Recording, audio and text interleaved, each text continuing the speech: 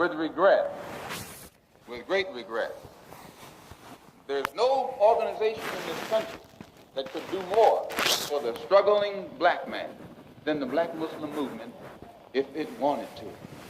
But it has gotten into the possession of a man who's become senile in his old age and perhaps doesn't realize it. And then he has surrounded himself by his children who are now in power and want nothing but luxury and security and comfort and will do anything to safeguard their own interests. So I feel responsible for having played a major role in developing a criminal organization. It was not a criminal organization at the outstart. It was an organization that had the power, the spiritual power, to reform the criminal. And this is what you have to understand. As long as that strong spiritual power was in the movement, it gave the moral strength to the believer that would enable him to rise above all his negative tendencies. I know, because I went into the movement with more negative tendencies for the betterment of the community by any means necessary. And since tonight we had to get into this old nasty negative subject, we didn't want to bring up our program. We're going to have...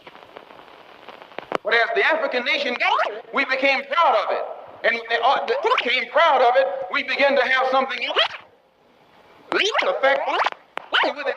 But you mentioned conspiracy between the black Muslims and the right wing in this country. Could you elaborate on that? I mentioned the conspiracy between the Muslims and the right wing in this country. I know for a fact that there is a conspiracy between the Muslims and the Lincoln Rockwell Nazi and also the Ku Klux Klan. There is a conspiracy. Describe this conspiracy. Well, the Ku Klux Klan made a deal, or were trying to make a deal with Elijah Muhammad in 1960 in the home of Jeremiah X, the minister in Atlanta at that time, who had president as the minister in Philadelphia. They were trying to make a deal with him to make available to Elijah Muhammad a county, a size tract of land in Georgia or South Carolina, where Elijah Muhammad could then induce Negroes to migrate and make it appear that his program of a segregated state or separated state was feasible. And to what extent these negotiations finally developed, I do not know, because I was not involved in them beyond the period of December 1960. But I do know that after that, Jeremiah, who was the minister throughout the South, could roam the entire South, and the Klan not bother him in any way, shape, or form, nor would they bother any of the black Muslims from then on, nor would the black Muslims bother the Klan. Are you inferring that because of this conspiracy, the attempt was made upon your life? The attempt could have been made upon my life. Answer that again. Are you inferring that because of this conspiracy, the attempt was made on your life? Not necessarily that conspiracy. The attempt was made upon my life because I speak my mind and I know too much, and they know that I was speaking whether they like it or not.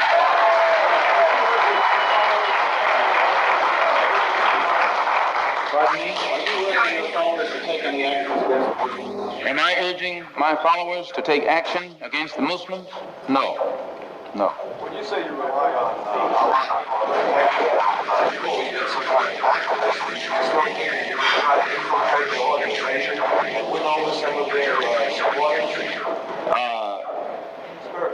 am I going to try and infiltrate their organization and win over some of their supporters?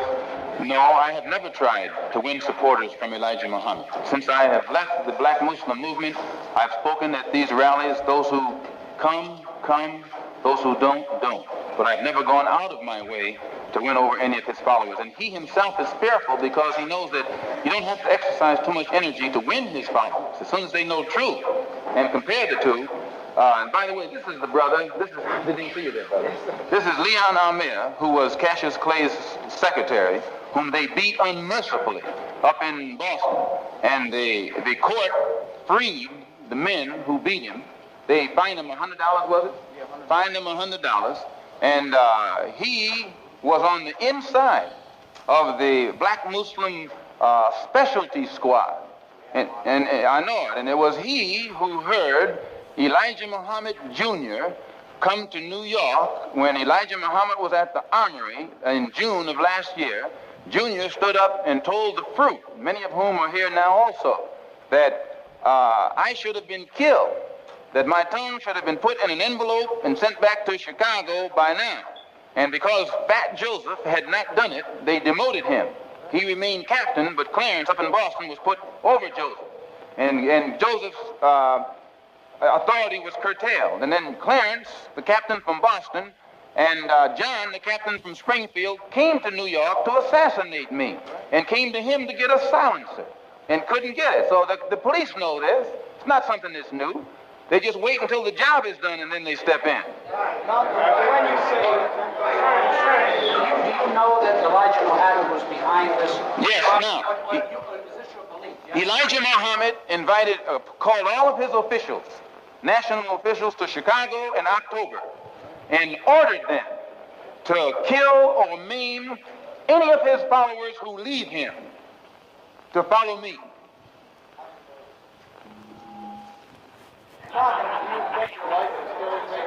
Well, when you say, how do I know, many of the brothers who were in at that time are out now. And if this ever come into the court, there are plenty of witnesses who can stand up and testify to it. Pardon? Pardon?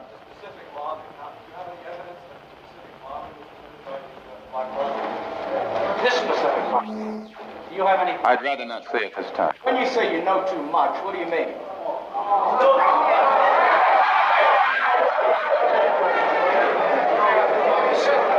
Who's the next one? Give him 2 more minutes. Give them 2 more minutes and we'll end it. He said nobody's going to hang following us and we'll control it. And he said, including the fire. Yes.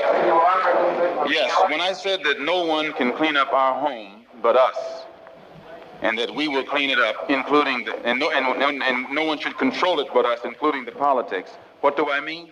I mean exactly that. That the black people. I was thinking of Powell. You're thinking of who? Powell? Powell's one of us.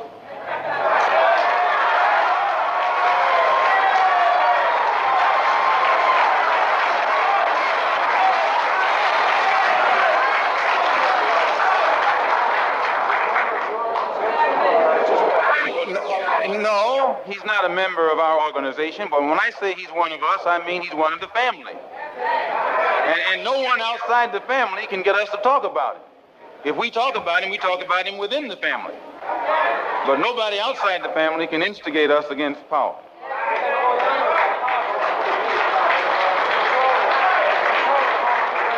Yes. By controlling it politically, I mean that the politics of the community of Harlem should be controlled by those of us who live in Harlem, not by somebody sitting down in Gracie Mansion.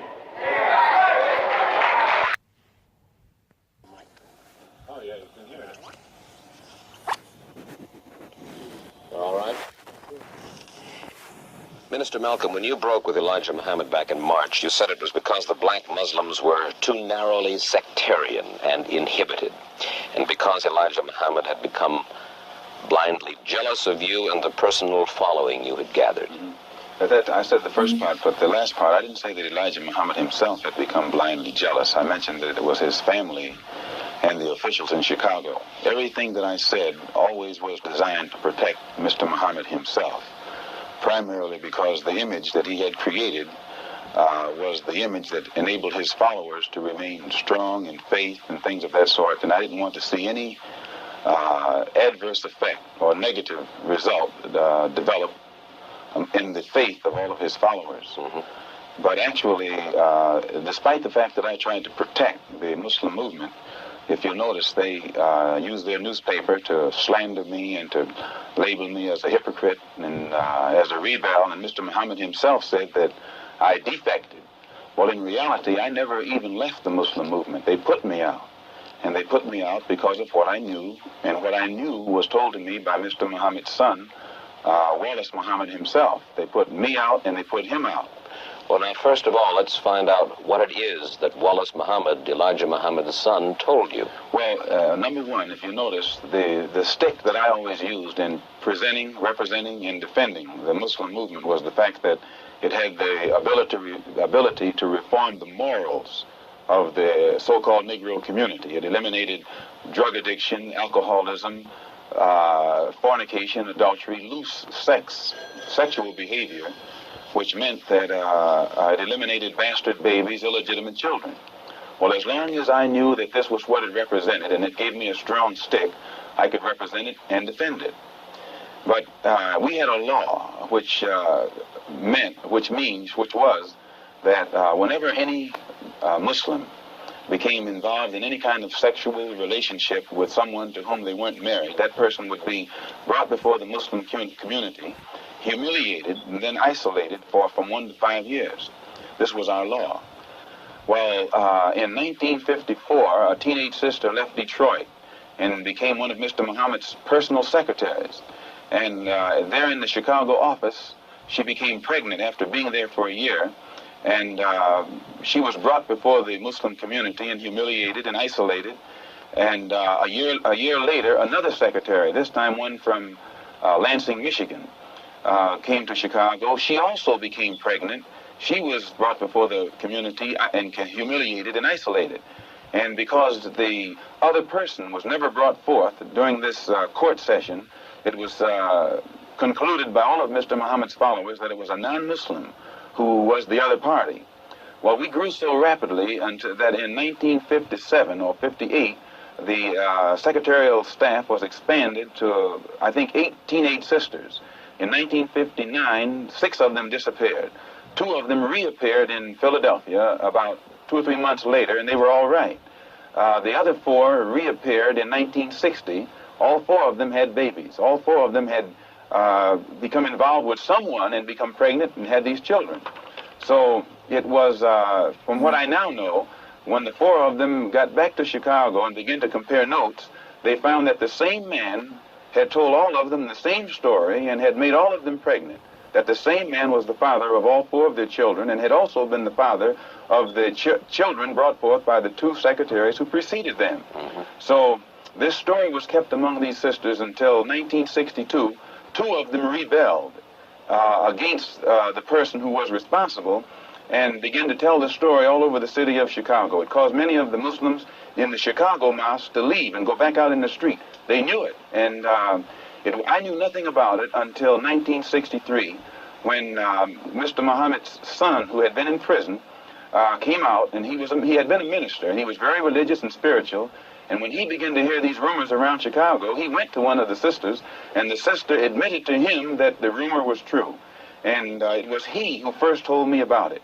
And when he told me about it, I wrote to Mr. Muhammad and told him about it, and he admitted that he had a knowledge of it, and that he'd given me a religious explanation that would fit into prophecy and all of that.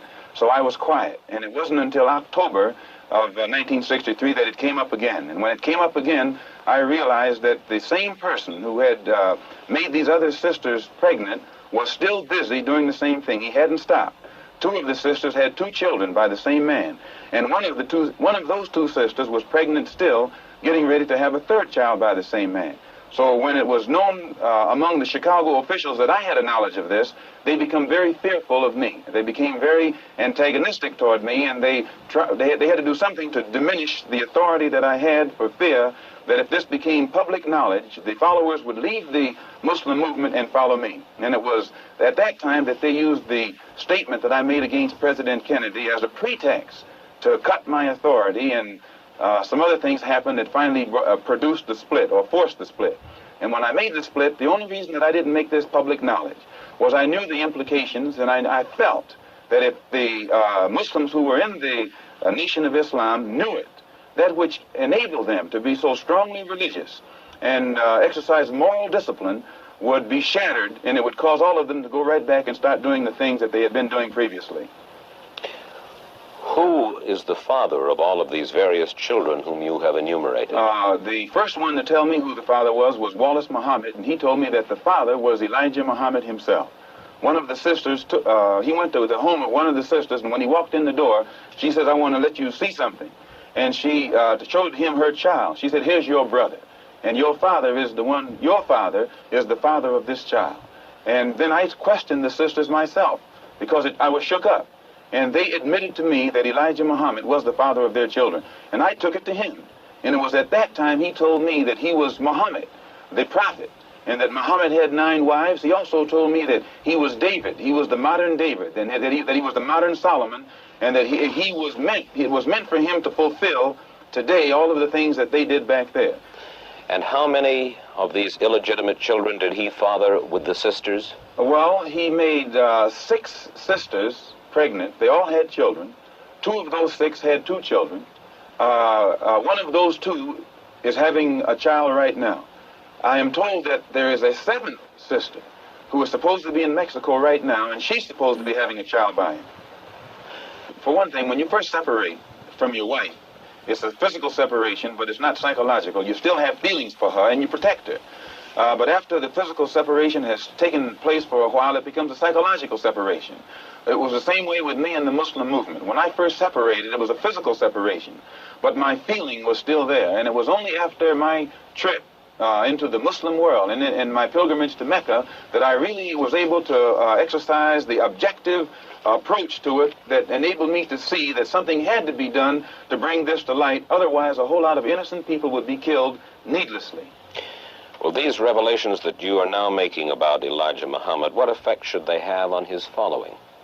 Well, I very much doubt that any of his followers who really are aware of what he has done would continue to follow him. He may try and justify it by saying that he's a Muslim, and that a Muslim has a right to these wives. If this were the case, these sisters should not have been humiliated. These sisters have been looked upon for the past 5 years, or 6 years, or 7 years as being guilty of having committed fornication. They have been debased. They have been degraded. I have heard him himself refer to them as having disgraced him. So if they were his wives, he should have given them a position of respect so that all of his followers would respect them and that they would have the protection of his followers today. Well, do you feel that you then, perhaps, now should take over the leadership of the black Muslims? No, I have no desire to take over the leadership of the black Muslims, and I have never had that desire. But I do have this desire. I have a desire to see the Afro-American in this country get the human rights that are his due. I believe that the Islam religion is the best religion for our people because it creates unity and it gives one dignity and racial confidence and all of these things that are necessary to make a complete human being. Are you not, perhaps, afraid of what might happen to you as a result of making these revelations? Oh, yes. I probably am a dead man already. What do you mean? When you understand the makeup of the Muslim movement and the psychology of the Muslim movement, as long as if I myself, by having confidence in the leader of the Muslim movement, if someone came to me and I had no knowledge whatsoever of what had taken place, and they told me what I'm saying, I would kill them myself. The only thing that would prevent me from killing someone who made a statement like this, they would have to be able to let me know that it's true. Now, if anyone had come to me other than Mr. Muhammad's son, I never would have believed it, even enough to look into it. But I had been around him so closely, I had seen indications of the reality of it, but my religious sincerity made me block it out of my mind. Have you received threats on your life? Oh, yes. I first received threats on my life in December. In December. No, not in December, in January. When it first became known that I had come back to New York and told the captain of the fruit in New York, who was my right-hand man formerly, and also the secretary of the New York Mosque and the minister in Boston. When it became known that I had told them, then an effort was made to shut me up. One brother encouraged to go out to my house and shut me up. And fortunately, it was a brother who was well capable of doing so, but it was a brother who was highly intelligent. He was academically equipped to think for himself. And what he was told to do didn't add up. And fortunately, he was the one who put out a feeler to me to find out what was wrong. And I opened his eyes. And then he opened the eyes of the same crew whose job it is to do this kind of work. You mean he was going to kill you? Oh, yes. One of them was, an attempt was made to get one of them to wire my car with an explosive. That one is with me right now. Well, fortunately, while I was among the Muslims, I never lived beyond my means, and I have learned how to live within means. And I still have the clothes that that was provided for me at that time. I'm in the house that was provided for me, although we're in a court battle trying to get it back. and I have made this statement to them concerning the house, that they could have it. If they would take me back, that they would permit me to come before the Muslim movement, the rank and file, and explain or defend myself against all of the charges that they've made against me, they could have the house. But they are going contrary to their own laws by standing up in the mosque and indicting me, but never giving me a chance to defend myself. And they say that no one can judge me but Mr. Muhammad. In this case, Mr. Muhammad can't sit as judge because he's involved in the case. Elijah Muhammad says of the Muslims, we carry no arms, and we do not seek to win victory with arms. We do nothing to others that we would not have done unto us. The two brothers were sent after me with revolvers by Joseph, the captain of the Fruit in New York. They were armed. When a Muslim is attacked, and you find this to be the pattern, when the Muslims were attacked in Monroe, Louisiana, Elijah Muhammad gave no signal to anybody across the nation to come to the defense of their brothers. When our brothers were attacked in Los Angeles, again, Elijah Muhammad gave no signal to anybody to come to the defense of those brothers. Never have the Muslims anywhere in the country gotten any kind of instruction from the national office or headquarters on how to defend themselves when they are attacked by outsiders. The only times the Muslims have ever been given any instructions to commit violence is when that violence is directed against a fellow Muslim. His followers are violent against Negroes.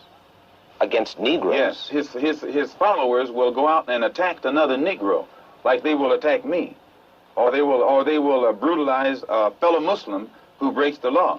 But you don't find those same followers going out and becoming involved in the Negro struggle in any way whatsoever. Now, the violence that he accuses me of is my tendency to want to participate in the struggle of the Negro at all levels. This is what he calls violence. One question before we go further with that. Has Wallace Muhammad left the black Muslims? Wallace Muhammad was put out of the Muslim movement right along with me.